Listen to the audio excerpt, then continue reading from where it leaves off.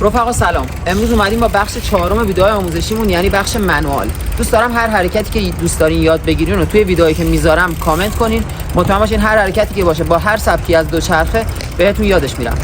بریم بخش منوال رو ببینیم.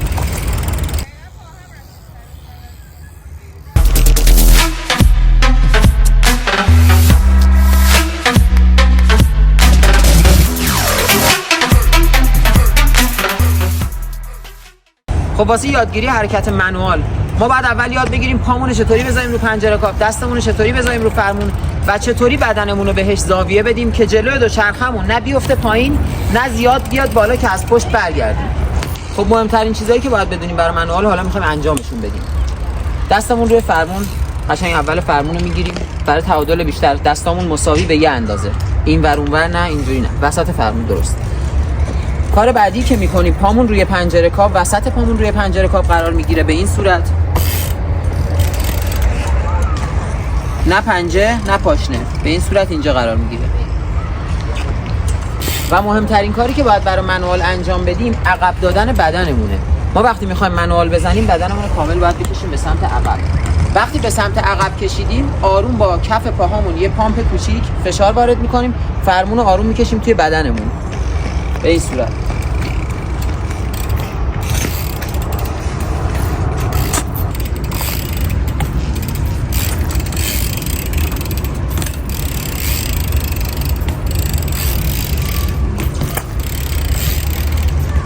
خب حالا قراره عارف و پویا یه بار این حرکت رو انجام بدن، فقط جلو بلند کردن دوچرخه رو، و من ایرادش رو بهشون بگم و شما هم متوجه شین. بچه بریم.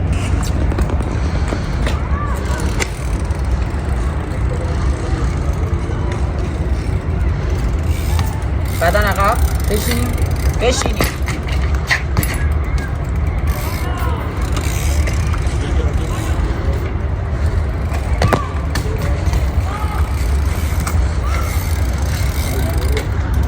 بیشتر بشینید. خوبه.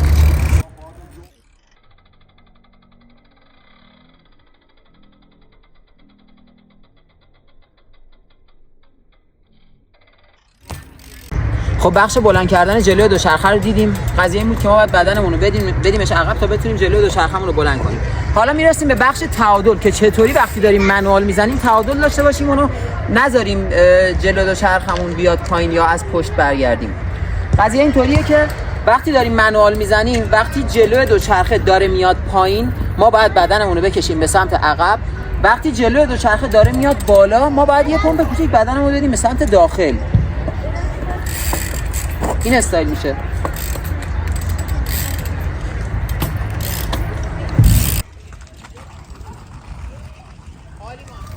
دیگه با هم حرکت منوال کامل انجامش بدیم.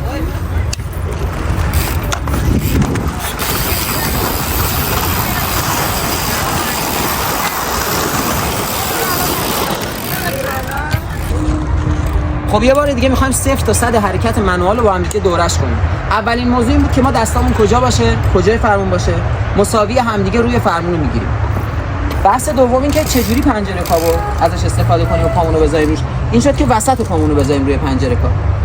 بخش بعدی هم این که وقتی سوار دوچرخه شدیم بدنمون رو بدیم عقب، تا جایی باید بدیم عقب که پشت زین بیایم نزدیک لاستیک. با استایل ترین حالت منوال این میشه که شما وقتی سوار دوچرخه میشین برای منوال اول بدنمون رو بکشیم عقب، بعد با یه پامپ ریز یه فشار کوچیک روی پنجره کاپمون همزمان با اون کشیدن دستامون بتونیم حرکت منوال رو بزنیم. وقتی تونستیم جلوی دوچرخه رو بلند کنیم باید چطوری میتونیم یاد بگیریم که تعادل بگیریم جوری که نه جلوی دوچرخه بیاد پایین نه جلوی دوچرخه بیاد بالا که از پشت برگردیم. اونم اینه که وقتی جلوی دوچرخه داره میاد پایین ما باید بدنمون رو کامل بکشیم عقب، با دستامون بکشیمش این حالت. وقتی بدنمون رو میکشیم دیگه نمیذاریم جلوی دوچرخه‌مون بیاد به سمت پایین، و وقتی که جلوی دوچرخه میخواد از پشت برگرده ما باید بدنمون یه کوچولو باسنمون رو بدیم داخل به سمت روی زین که نذاریم جلوی دوچرخه بیاد از پشت برگرده. این حالت تعادل رو بهش میگن. بارها باید اینو تمرینش کنین. کار یه بار تمرین کردن و دوبار تمرین کردن نیست. چندین بار ویدیو رو باید ببینین، در کنار اینکه دوچرخه‌تون بغلتون رو دارین تمرین کنین ویدیو رو یه بار دوره کنین ببینینش که چطوری جلوی دوچرخه رو بلند کنیم نگهش داریم. تعادل کردنش خیلی مهمه. نیاز داریم به تعادل تمرین کردن، چون گاهی اوقات ممکنه از بغل کج شیم که اون فقط با تعادل جای پنجه درست و جای فرمون دست درست گرفتن، اینا همش این اتفاقا درست میشه، ولی نیاز به تکرار داره. بخش بعدی هم که بخش تعادلمون شد، همون بدن عقب دادن. مهمترین چیز همیشه یادتون باشه، اول بدنمون رو میدیم عقب به سمت لاستیک، نزدیک میشیم به لاستیک، بعد جلوی دوچرخه رو بلند میکنیم برای منوال. در غیر این صورت منوالمون اگه هم یادش بگیریم یه استایل بد میشه، زیاد جذابیت خودشو نداره.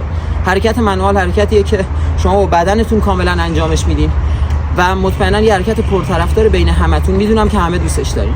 بریم تو بخش بعدی، هم میبینمتون. بچه همونطور که تو ویدیوهای قبلی بهتون گفتم، یادتون نره هر سوالی که داشتین زیر ویدیوها کامنت کنین.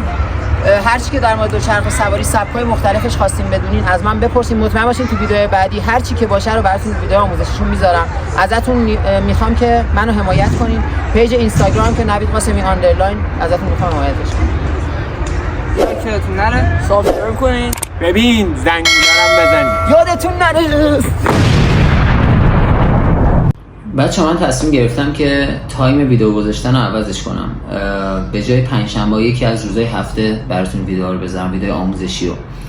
اول اینکه ازتون میخوام شما هم نظر بدین که چه روزی راحت ترین و چه روزی براتون بهتره که ویدیو رو بذارم. هر روزی که شما بگین، حالا تعداد کامنت ها من چک میکنم، هر روزی که شما بگین همون رو براتون پست میکنم. و اینکه موضوع بعد این که لطفاً ویدئویی که میبینید و همشو با استفاده از لوازم ایمنی انجام بدین، مثل کلاه و زانوبند و آرنج بند. و اینکه همه این حرکتایی که دارم میگم اینطوری نیست که شما بتونید با یه بار تمرین انجامش بدین. لطفاً دائم تمرینش کنین. هر چیزی که تو ویدیو میگم همون رو تکرارش کنین. مطمئن باشین که خیلی راحت و ساده یادش میگیرین و هیچ چیز سختی براتون نداره. دیگه ازتون میخوام که ایمنیتون رو حفظ کنین و مواظب خودتون باشین. تو ویدیوهای بعدی با حرکت‌های خیلی خفن‌تر می‌بینمتون. میخوام آموزش بک فلیپ و فرانت فلیپ و تیل ویپ و حرکت‌های دیگر هم براتون بذارم. به امید دیدار. I don't wanna waste what's left. The storms we chase are leading us, and love is all we'll ever trust. Yeah, no, I don't wanna waste what's left. And on we'll go, through the wastelands, through the highways, till my shadow turns to sun rays. And on we'll go, through the wastelands, through the highways.